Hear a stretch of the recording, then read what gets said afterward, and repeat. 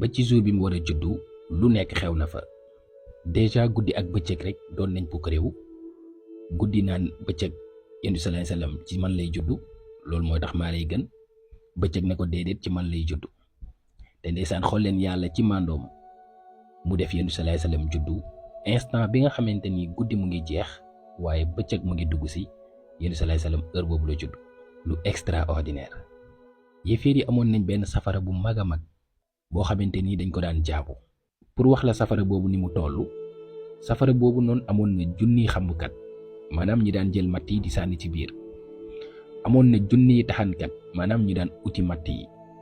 waaye amoon na junniy ëppkat maanaam safara bi toog na lu yàgg ay ati at mosul fay sallallahu alayhi wa sallam dafa judd rek safara bi fay. waaye li gën a yéeme gaay yi yéen sallallahu alayhi wa sallam at bi mu juddu at boobu képp ku ci juddu woon góor ngay doon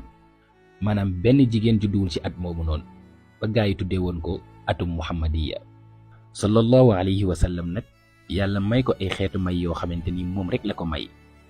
soo doon lim may yi ko yàlla may munul jeex waaye dinaa la ci wax yedd rek nga mun ko jàpp incha allah. déjà sallallahu alayhi wa sallam moom mosul gént lii dal doomu aadama tëdd nelaw di gént mosu ko dal. deuxièmement sallallahu alayhi wa sallam amul woon takk ndeer c'est normal parce que leeraay gi moo ëpp.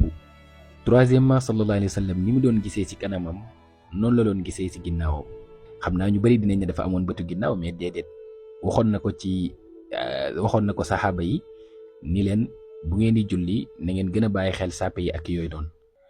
gaa yi di laaj ci seen xel xam naa kii nan la def ba xam ni sàppe yi tolloowul wala yooyu mu ne leen ni may gisee sama kanam noonu laay gisee sama ginnaaw kooku mooy Muhammad sallallahu alayhi wa sallam.